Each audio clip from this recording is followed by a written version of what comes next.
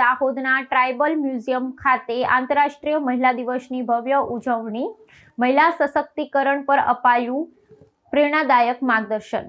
દાહોદ શહેરના tribal museum ખાતે આંતરરાષ્ટ્રીય મહિલા દિવસના પાવન અવસરે જિલ્લા પંચાયતના ઉપપ્રમુખ અરવિંદાબેન પટેલિયાના અધ્યક્ષસ્થાને એક પ્રેરણાદાયક મહિલા સંમેલનનું આયોજન કરવામાં આવ્યું હતું.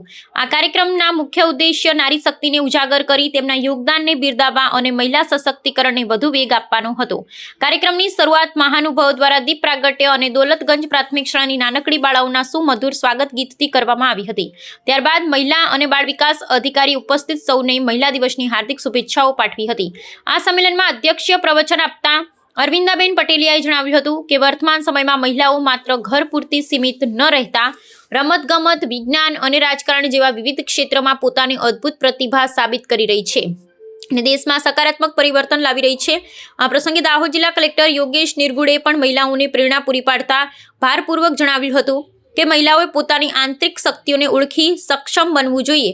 સરકારી સ્તરે મહિલાઓને સમાન અધિકારો અને તકો પૂરી પાડવા માટે સતત પ્રયાસો થઈ રહ્યા છે, જેનો મહત્તમ લાભ લેવા કલેક્ટરે અનુરોધ કર્યો હતો. આ વિશેષ કાર્યક્રમ દરમિયાન નારી સશક્તિકરણના ઉત્તમ ઉદાહરણ સમાન ને દાહોદનું નામ રોશન કરનાર તેજસ્વી દીકરીઓ તેમજ ગ્રામીણ કક્ષાએથી આગળ આવી સમાજમાં આગવું સ્થાન પ્રાપ્ત કરનાર મહિલાઓએ પોતાની સંઘર્ષ અને સફળતાની પ્રેરણાદાયી ગાથા ઉપસ્થિત જનમેદનીની સમક્ષ વર્ણવી હતી. કાર્યક્રમના અંતિમ ચરણમાં મહાનુભાવોના હસ્તે લાભાર્થી બહેનોને વિવિધ યોજના અંતર્ગત સહાયના મંજૂરી પત્રો, સન્માનપત્રો, ટ્રોફી અને માતા યશોદા એવોર્ડ એનાયત કરી તેમનું બહુમાન કરવામાં આવ્યું હતું. આ પ્રસંગે પ્રાંત અધિકારી, મામલતદાર, આંગણવાડી બહેનો સહિત બહોળી સંખ્યામાં મહિલાઓએ ઉપસ્થિત રહી બેટી બચાવો બેટી પઢાઓની સામૂહિક પ્રતિજ્ઞા લીધી હતી.